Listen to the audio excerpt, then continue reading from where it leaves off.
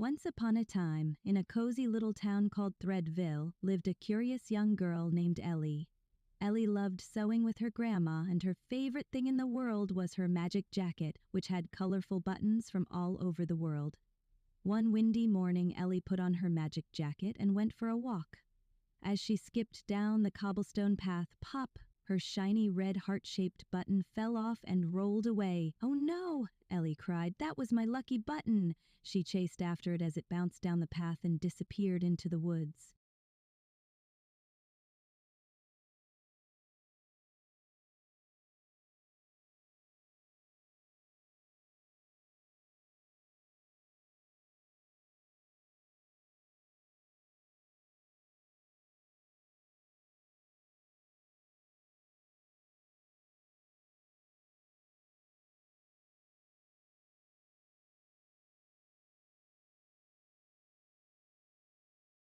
Ellie followed the trail into the woods and met a friendly squirrel named Nutters.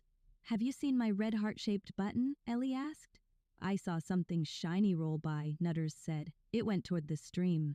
Ellie thanked him and hurried along. At the stream she saw a duck named Penny waddling by. "Looking for something?" Penny quacked. "My favorite button," Ellie said.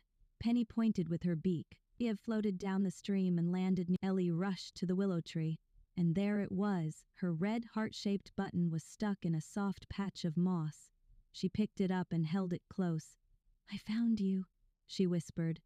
Back at home, Ellie and her grandma sewed the button back onto her magic jacket. Ellie smiled wide and said, "This jacket really is magic. It took me on an adventure." From that day on, every button on her jacket told a story, and the red, cheerful octopus named Oliver. Oliver had a very unusual hobby. He loved hats. His cave was filled with all kinds: tiny coral caps, shiny shell berets, and even squishy jellyfish hats, the kind that liked being hats, of course. Every morning, Oliver would pick a new one to wear and float proudly around the reef. But one morning, a powerful current rushed through his cave. Whoosh! It swept all his beloved hats away. "Oh no!" Oliver gasped, watching them drift into the distance. "Now my head feels so bare."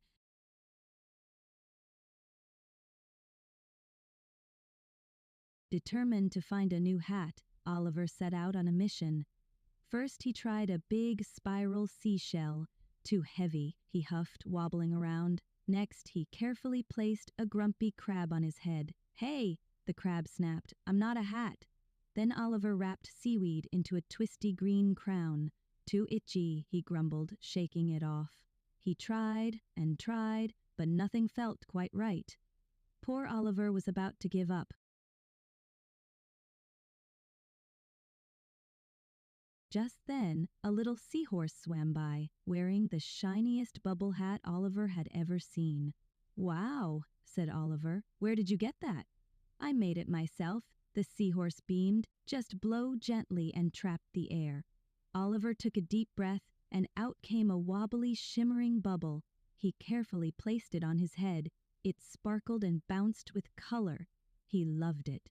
Soon all the ocean creatures were asking for bubble hats, too. Oliver didn't mind. He was happy. In a quiet little village, there lived a sleek black cat named Luna.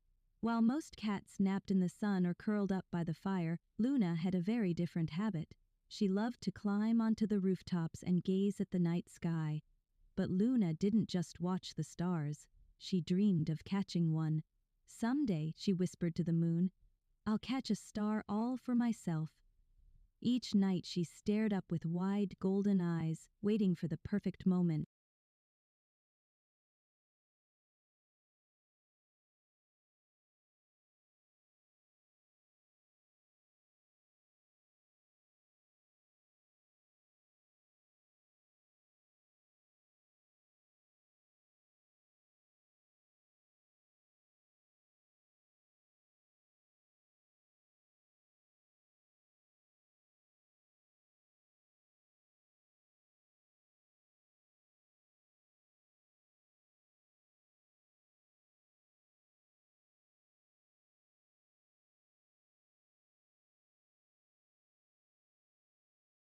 One magical night, something special happened. A tiny star blinked brighter than all the others, and then it moved. It dipped and danced, lowering closer and closer to the rooftops, as if inviting Luna to follow.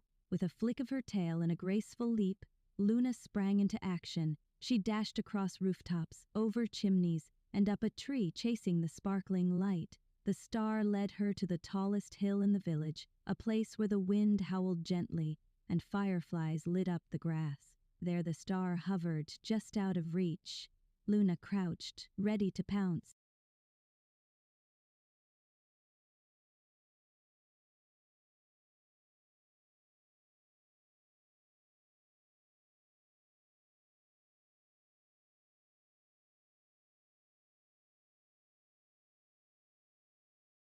Luna leapt high into the air, paws stretched out, but instead of catching the star, she heard a soft giggle.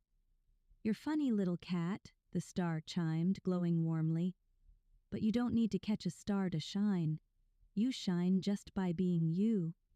Luna blinked, then gave a soft, happy purr.